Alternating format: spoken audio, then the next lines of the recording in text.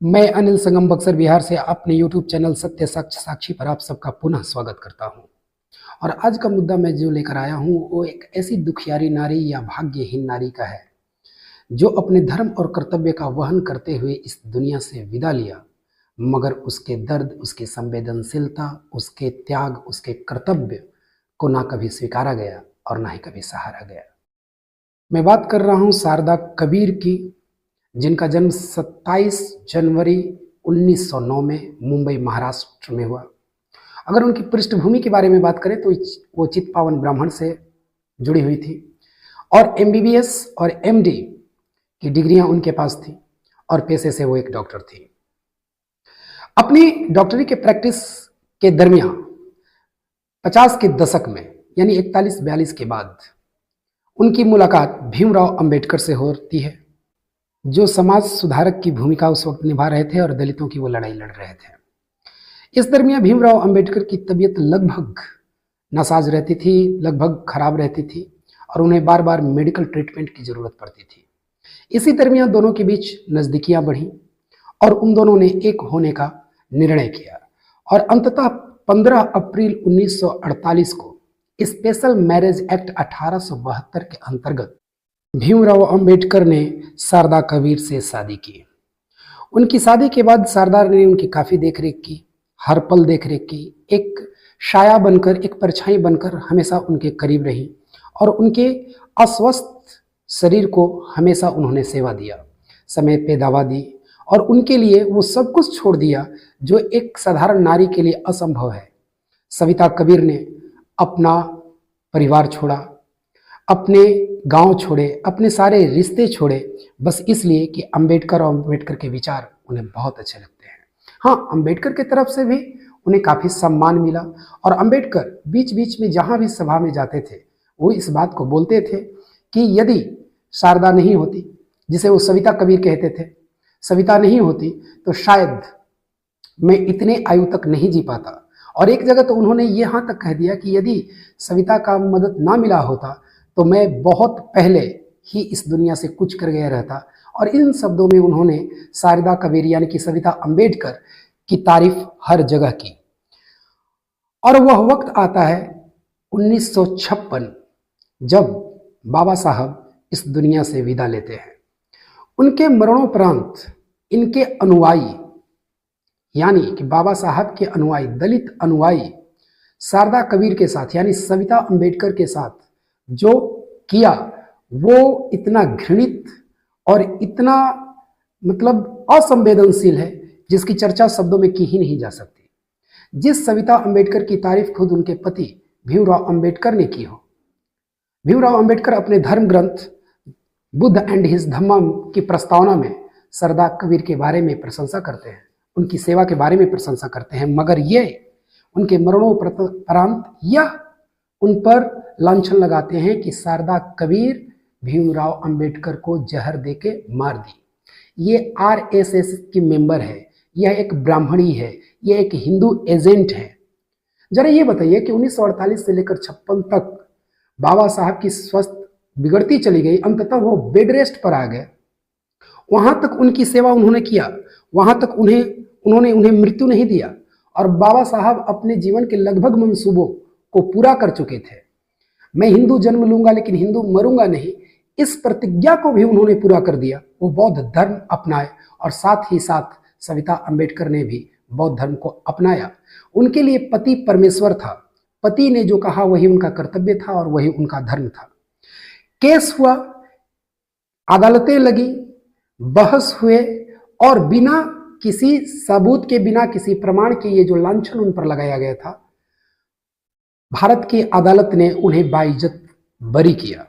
उसके बाद सविता अंबेडकर अपने परिवार से तो कट ही चुकी थी, अंबेडकर के परिवार से भी उनको यही नतीजा मिला। धीरे धीरे वो जन आंदोलन से भी कटने लगी और जो दलित आंदोलन के अनुयायी थे, जो बाबा साहब को बहुत चाहते थे, उन लोगों ने भी शारदा कबीर को यानी कि सविता अंबेडकर को कोई वैल्यू नहीं दी, कोई प्रतिष्ठा नहीं दी और उन्होंने अपना पूरा जीवन एकांत में पुणे किराए के मकान में बिताया। उनका जीवन किसी भी तरह से चल रहा था, मानसिक अशांति थी और बढ़ती हुई उम्र के साथ साथ उनमें भी बीमारियां शुरू हुई और किसी तरह उन्होंने अपने जीवन को काटा। जरा सोचिए कि ये लोग जो आज अंबेडकर पे बहुत बड़ी राजनीति करते हैं, इन्होंने अपना रंग कब दिखाया? 1990 में, 90 के दशक में जब दलित आंदोलन एक बार फिर शिखर पर पहुंचा तो इन्हें तो राजनीति करने के लिए अंबेडकर की जरूरत थी। अंबेडकर का नाम एक बार फिर जोरों शोर से लिया गया और जब अंबेडकर का नाम जोरों शोर से लिया गया तब इन्हें शारदा कबीर यानी सविता अंबेडकर याद आई। और भारत सरकार ने जब शारदा कबीर को भारत रत्न पुरस्कार यानी बाबा साहब का भारत रत्न पुरस्कार उनके मरणोपरांत किसी के हाथ में गया तो उनकी पत्नी के हाथ में गया। और यही दलित जो ब्राह्मणी कहते थे, जो आरएसएस का एजेंट कहते थे, जो हिंदू का एजेंट कहते थे, यह लोग उन्हें माई साहब माई साहब माई साहब कहना शुरू किया। इनके जीव छिल जाते थे माई साहब करते करते। ये वही माई साहब हैं जिन पर तुम लोगों ने केस किया था, ये वही माई साहब है जिनका आप लोगों ने इतना अपमान किया जिसकी कोई हदो हिसाब नहीं है।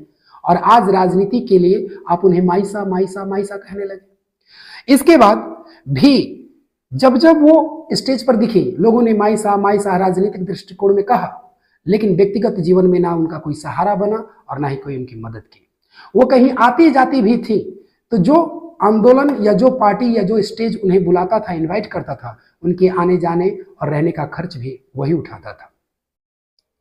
इधर अगर हम बात करें रामाबाई की, जो अंबेडकर साहब की पहली पत्नी थी, जो अंबेडकर के संघर्ष के दिनों में, उस वक्त अंबेडकर जब अध्ययन करते थे, पढ़ाई करते थे, उन्हें दूर रहना पड़ता था। और इधर रामाबाई की भी तबीयत बहुत खराब रहती थी। उसके बावजूद गरीबी के साथ एक बड़ा परिवार और उन सबका पालन पोषण, समझा जा सकता है कि रामाबाई ने कितना संघर्ष किया। उसके बाद भी उन्होंने अंबेडकर का हौसला बढ़ाया, उन्होंने अंबेडकर से कोई शिकायत नहीं की। ये दिखता है कि रामाबाई का त्याग अपने पति के प्रति कितना था। और उन्हें अंबेडकरवादियों ने बहुत सम्मान दिया, उनके नाम पर कई रोड बनाए, जगह बनाए, इंस्टीट्यूशन बनाए और वह उसके योग्य भी थी। उन्होंने जो किया एकदम बिल्कुल सही किया। लेकिन क्या ये इसी सम्मान की हकदार शारदा कबीर यानी कि सविता अंबेडकर नहीं है? उनके पुण्यतिथि के बाद एक भी जगह राष्ट्रीय स्तर पर उनकी पुण्यतिथि मनाई गई हो, उनके नाम पर एक भी इंस्टीट्यूशन, एक भी रोड, एक भी मोहल्ला, एक भी सड़क, एक भी बैनर तक बनाया गया हो, जबकि अंबेडकर के उन दिनों में सविता अंबेडकर साथी रही हैं जब अंबेडकर को एक साथी की सबसे ज्यादा जरूरत थी। एक ने यदि अंबेडकर को पाला तो एक ने अंबेडकर को सहारा दिया। इनकी सेवाएं, दोनों पत्नियों की सेवाएं अतुलनीय हैं, लेकिन उसे एक तरफा देखा गया। क्यों? क्योंकि सविता अंबेडकर एक ब्राह्मण परिवार की थी। सविता के अगर इस दर्द को अगर आप और भी ढंग से महसूस करना चाहते हैं और उसमें डूबना चाहते हैं तो उनकी एक किताब अंबेडकरच्या सहवासात, जिसका हिंदी अर्थ होता है अंबेडकर के साथ बिताए गए मेरे पल, इन्होंने मराठी में 1990 यानी कि भारत रत्न मिलने के बाद 1990 में इस किताब को प्रकाशित किया। क्योंकि अब ये जन आंदोलनों में आ चुकी थी, एक बार फिर घर से ये बाहर निकल चुकी थी और अब यह मौका था कि वो अपने दर्दों को, अपने तकलीफों को, अपने संवेदना को दुनिया के सामने रख सके और उन्होंने इस किताब में अपनी संवेदना को रखा है। यह किताब उनकी आत्मकथा, उनके दर्द त्याग का दस्तावेज है जो दलित के असली चेहरे को उजागर करता है। दलित बंधुओं के असली चेहरे को उजागर करती है ये किताब और इस किताब के कारण भी दलित बंधु उनसे बहुत जलते हैं और यही वजह है कि आज तक उन्हें कोई भी सम्मान नहीं मिला। और आप लोगों की ये हरकत, आपकी ये नियत बतलाती है कि आप ब्राह्मणवाद के विरोध में नहीं, आप ब्राह्मणों के विरोध में हैं और खास करके संपूर्ण हिंदू धर्म के ही विरोध में हैं। आपके इस बहरूपीय चेहरे को दुनिया बहुत ढंग से पहचान रही है। आप राजनीतिकरण कीजिए, धर्म से ना कल आपको मतलब था, ना धर्म से आज भी आपको मतलब है। जिस धर्म को अपनाने के बाद यानी नव बुद्ध को अपनाने के बाद, बौद्ध धर्म को अपनाने के बाद धर्म जाति को भूल जाने की जगह आप धर्म और जाति को सबसे ज्यादा मुद्दा बनाते हैं, यह आपकी नीयत और आपके चरित्र को उजागर करता है। मिलते हैं अपने नए एपिसोड में किसी ऐसे ही एक टॉपिक के साथ। तब तक अपना ख्याल रखिए, खुश रहिए। Thank you very much.